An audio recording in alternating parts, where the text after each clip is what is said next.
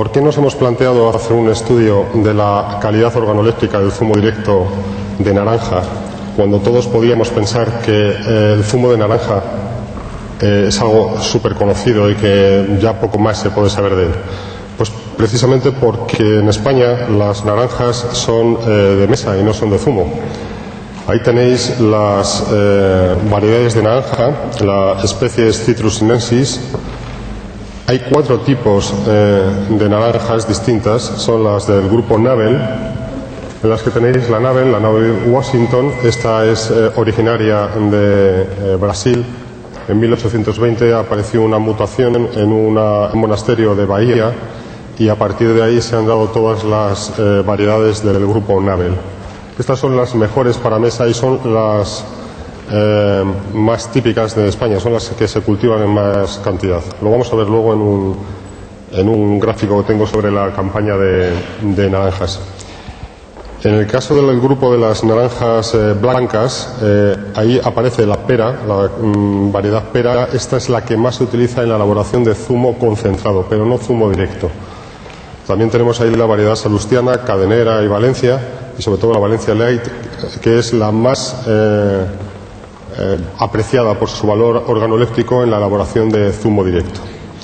Y luego tenemos el grupo de las anguinas, que son estas que viran al rojo el zumo, y el grupo de las sucreñas, que no tienen interés desde el punto de vista de zumo. Sobre todo el tema de las sucreñas es algo debido a su poca acidez y a su poca dulzor. Es una variedad de naranja que está en desuso y que se está dejando de producir. A nosotros las que más nos interesan son las Nabel y las blancas. Cuando nos planteamos envasar zumo directo en España, nos dimos cuenta de que hay muy pocas empresas que envasen zumo directo, como nosotros queríamos hacer. Hay muchas que hacen zumo concentrado y es distinto. Buscamos bibliografía y no encontrábamos absolutamente nada de las naranjas blancas, que son las que a nosotros nos interesaban. Y todo lo que encontrábamos era el grupo Nabel, es decir, naranja de mesa, porque en España lo más típico es la naranja de mesa. Ahí tenéis la Washington Nabel, la cadenera, la salustiana y la Valencia Light. Esta es la más apreciada para zumo directo y esta es la típica que nos encontramos en la mesa. Se le llama Nabel por este aporte de aquí que parece un ombligo, ¿no? Eso es porque esta variedad de naranja es capaz de producir frutos sin necesidad de polinización por partenogénesis. Estas dos, la cadenera y la salustiana, son las más abundantes dentro de las blancas, no Valencia, y la Valencia Light, que es la más rica y la más apreciada por su sabor en zumo, solo se reproduce durante 4 meses al año. Bueno, ya sabéis que una naranja se divide en 3 partes. La parte de fuera se llama la flavedo o exocarpo, varía del verde al naranja pasando por el amarillo cuando maduran. La parte interna es el mesocarpo o albeldo, que es donde se encuentra la mayor parte de la pectina y de las fibras de la naranja. Y la parte de dentro, la del endocarpo o pulpa, es donde se encuentra el zumo. En los gajos hay unas células que tienen una gran boácula de zumo, que es la que se rompe cuando exprimimos la naranja. Ahí tenéis el problema de España en cuanto a la campaña de naranjas. La campaña de naranjas empieza en septiembre y termina en aproximadamente finales de julio o principios de agosto. Fijaros que el grupo Nabel está entrando desde septiembre hasta mayo. Las blancas empiezan a entrar desde enero hasta junio, en el caso de las no Valencia. Y las Valencia, que son las más apreciadas, solo están desde abril hasta julio. Es decir, estaríamos empezando a recibir ahora mismo en la fábrica las primeras blancas Valencia.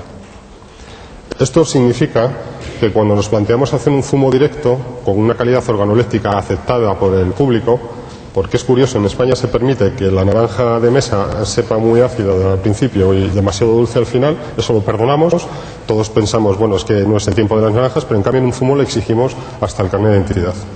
Cuando no estamos acostumbrados, eso tiene una razón de ser, y es que estamos acostumbrados a hacernos el zumo en casa. Y entonces, como ahora veréis, el problema del amargor de la naranja es un problema diferido. El amargor de la naranja se va produciendo en el tiempo. Bien, pues como veis, la variedad de referencias de grupos de naranjas que llegan a la fábrica es muy grande, y sobre todo el que más abunda es el Nabel, que precisamente es la peor para zumo. Entonces había que saber cómo se comporta la Nabel en el zumo directo, y además había que saber cómo se comporta en un clima tan extremo como el de España, porque tenemos temporadas muy frías y temporadas muy cálidas, y además a lo largo de la campaña también varían mucho las temperaturas, y eso afecta mucho también a la calidad organoléptica del zumo. Insisto que estamos hablando de calidad organoléptica, sobre todo en cuanto a aroma y a sabor. Bueno, pues ahí tenéis lo que ya he dicho. Hay poca producción de variedades de zumo, hay muy pocas industrias productoras de zumo directo, por lo tanto las variedades de zumo no se plantan. Alta variabilidad climática, un mercado destinado a la mesa y muy poco al zumo, porque la mayoría del zumo es concentrado, y un montón de problemas en la campaña porque no es uniforme. Vamos a empezar por la extracción. Nosotros utilizamos unas máquinas que son de la marca FMC, Food Manufactured Technology, que constan de dos copas, la superior y la inferior. La superior es la que va a bajar sobre la inferior, y un tubo restrictor que, según la copa superior está bajando hacia la inferior, el tubo restrictor sube, corta aquí, y aquí arriba se ha producido otro corte producido por una cuchilla que hay aquí arriba. Según va bajando la copa superior, que engarzará con los dientes de la inferior, va apretando la cáscara de la naranja, va exprimiendo por dentro y va saliendo el zumo por el tubo restrictor. A su vez, la presión de la copa empuja los aros que acaba de cortar y forman el tapón que terminará exprimiendo todo el zumo y saliendo por los orificios del tubo restrictor. El sistema está preparado para que pueda haber una corriente de agua a la vez que se está produciendo el exprimido de la naranja, para evitar que aparezcan aceites esenciales. Nosotros no utilizamos esta ducha de agua porque podría entrar ese agua en el zumo y estaríamos aguando el zumo de alguna manera. Aparte de eso, pensamos que el perfil aromático del zumo está compuesto también por las sustancias que se encuentran en la cáscara. Entonces no utilizamos cáscara, pero si hay algún aceite esencial, forma parte del carácter y de la personalidad del zumo.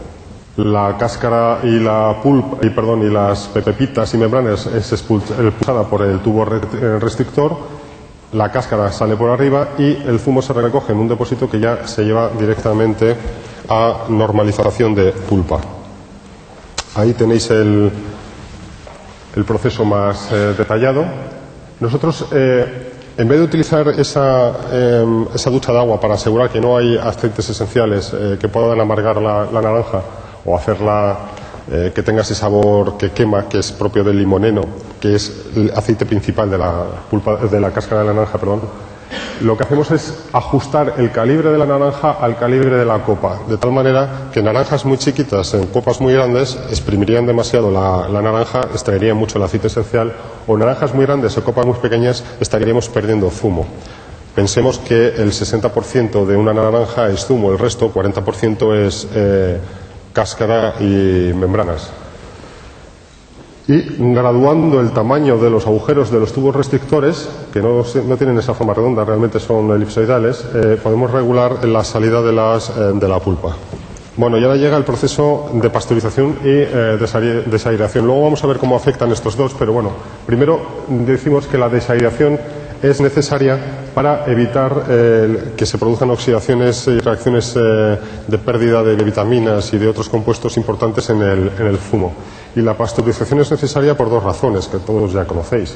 Primera, para reducir la carga microbiológica, tanto de patógenos como de no patógenos, pero sobre todo para eliminar los patógenos, y sobre todo para aquellos que pueden producir desestabilizaciones, aquellos gérmenes, aquellos microorganismos que pueden producir enzimas que vertidas al zumo pues van a desestabilizarlo. Y luego para estabilizar el zumo. ¿Por qué se estabiliza el zumo?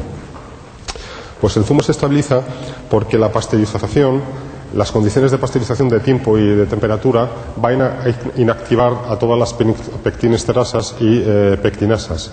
Estas enzimas actúan sobre los grupos, los ésteres metílicos de la pectina, y estos ésteres metílicos, cuando se rompen, liberan un grupo carboxilo que, unido a iones calcio y otros metales, pueden producir la precipitación de esa pectina y clarifica zumo. Tanto es así que cuando compras en el mercado un zumo que es de mala calidad y te dan gato por liebre y lo reconstituyes, un zumo concentrado estoy hablando, y lo reconstituyes y le añades el agua y ves que el zumo ha clarificado demasiado, la legislación permite añadir pectina para que ese zumo se estabilice de nuevo, para que tenga consistencia, porque si no sería muy líquido. Luego podemos hacer dos cosas. Ya tenemos pasteurizado el zumo, entonces nosotros damos una primera pasteurización, enfriamos rápidamente a 2 grados centígrados y los llevamos a unos macrotanques de 4 millones de litros de capacidad, que son asépticos y están a frío, y a partir de ahí podemos llevar envasado. Pero lo más normal es que el proceso sea que se exprime, se da una pasteurización y según la calidad del zumo, la calidad organoléptica o de las variedades, se meta en tanques mucho más pequeños en una bodega de blending. De tal manera que luego para homogenizar el zumo que tú vas en cuanto a sabor, que vas a envasar, utilizas diferentes variedades que vas a mezclar en un posterior tanque. En cada trasvase tienes que hacer una pasteurización porque normalmente no son asépticos. No puedes mantener un tanque de estas características en una bodega de estas características asépticos porque el coste sería brutal. Por lo tanto, cada trasvase una pasteurización. Incluso una vez que has envasado aquí, si no vas a envasar directamente, sino que vas a transportar porque lo vendes a granel para que otro envase, que es lo más normal, se da incluso una tercera pasteurización. Y aunque las condiciones de pasteurización no son demasiado agresivas, porque estamos hablando de 95 grados durante 15 segundos, eso es suficiente para que el zumo cada vez vaya adquiriendo un perfil aromático, un perfil organoléptico diferente. ¿De acuerdo? Entonces, ¿dónde radica la calidad organoléptica del zumo de naranja? Pues es la interacción entre dos tipos de factores. Los factores básicos, que son el grado Brix, la textura, la acidez, el ratio y el color. En cuanto a los grados Brix, ya sabéis que nos estamos refiriendo a los azúcares totales disueltos. En realidad serían los sólidos totales disueltos. Podemos tener grados Brix o grados Brix corregidos en los que hemos añadido la acidez. Entonces, el grado Brix se calcula como 1 gramo de sacarosa en 100 gramos de disolución final. La textura y el color depende de la fábrica de cada uno de cómo quiera envasar el zumo, pero la acidez es muy importante porque junto con los grados Brix nos van a dar el ratio que es lo que nos va a asegurar la calidad final en cuanto a dulce o ácido del zumo. La acidez se mide por titulación con hidróxido sódico y se estima en ácido cítrico anhídrico gramos por 100 gramos de zumo. Quizá los factores más importantes que afectan al zumo de naranja final son los aromáticos. Es la aparición y desaparición de todas esas sustancias que se deben al proceso o a la variedad de naranja. Es decir, no solo es un problema de proceso, sino también de naranja. Como hemos dicho al principio, la Navel es una variedad de naranja de mesa y no una variedad de zumo. Y eso va a afectar a la calidad del zumo final. Por lo tanto, las fuentes de variación en esos factores de calidad serán la materia prima por la climatología, es decir, años fríos, por ejemplo, y con mucha humedad van a dar ratios más bajos. Esos ratios más bajos va a ser porque aumenta la cantidad de ácido, por lo tanto, el ratio que es dulzor partido por acidez o grados Brix partido por acidez va a ser mayor y entonces la aparición de sustancias amargas o de sustancias que puedan afectar al aroma y al sabor, a la organólisis en general, aparecerán con más facilidad en estos años. Las distintas variedades de naranja, como veremos más adelante, las Naveles no son buenas para zumo precisamente porque tienen un precursor que no es amargo pero que durante el proceso amargará. En cuanto a la pasteurización y la desariación lo vamos a ver luego. Y en cuanto al tiempo, temperatura y tipo de envase es muy importante en los envejecimientos del zumo. Ahí tenemos los equipos que hemos utilizado en nuestro departamento de I+D, de cromatografía de gases, espectrometría de masas y cromatografía líquida de alta presión. Y ahí tenéis, esto lo he puesto porque esto es un sniffer que sirve para hacer los paneles de cata y para detectar los umbrales de algunos de los compuestos aromáticos.